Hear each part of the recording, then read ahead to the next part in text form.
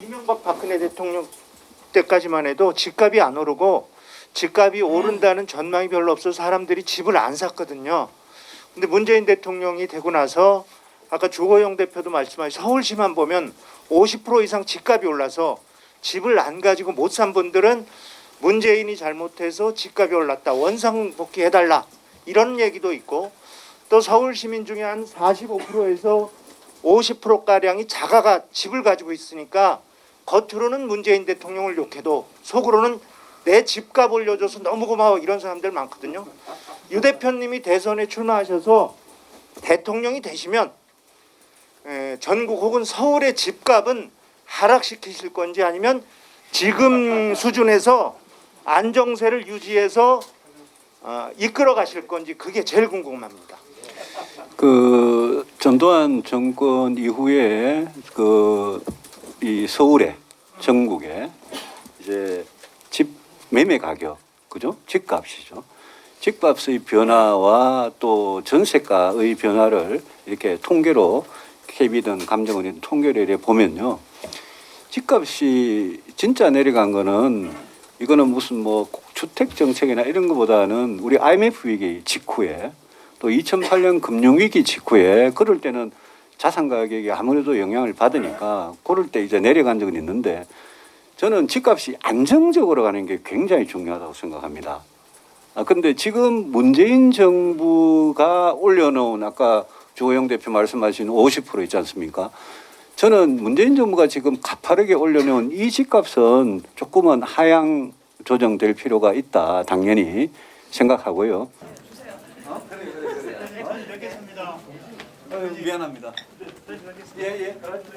예. 아까 말씀하신 내용 중에 그 김종인 위원장은 전에 한번 부동산 한번 올라가면 내려가기 어렵다, 잡을 수 없다 하셨는데, 대표님 아까 하향 안정화라고 말씀하셨는데요. 그럼 그 말은 그냥 부동산 가격을 현재보다 낮추겠다, 내리겠다로 받아들이면 될까요?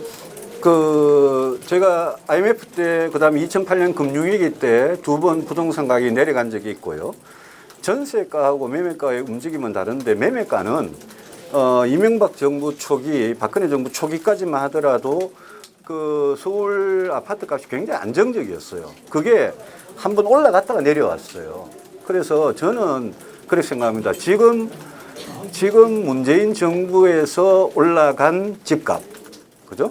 그 다음에 문재인 정부에서 올라간 전월세, 이거는 저는 비정상적으로 올라갔고 정책을 잘못해서 올라갔고 시장의 수요와 공급 원리를 완전히 무시해서 잘못된 정책으로 올라간 거기 때문에, 이 부분은 정책이 바로 잡히면 또 공급이 충분해지면 저는 충분히 내려올 수 있다고 생각을 합니다.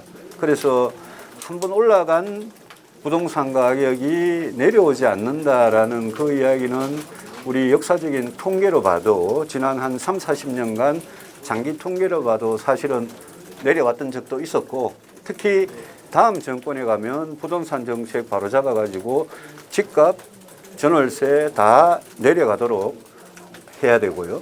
다만 전문가들이 걱정하는 게 우리가 경착륙이란 말을 하잖아요. 하드랜딩.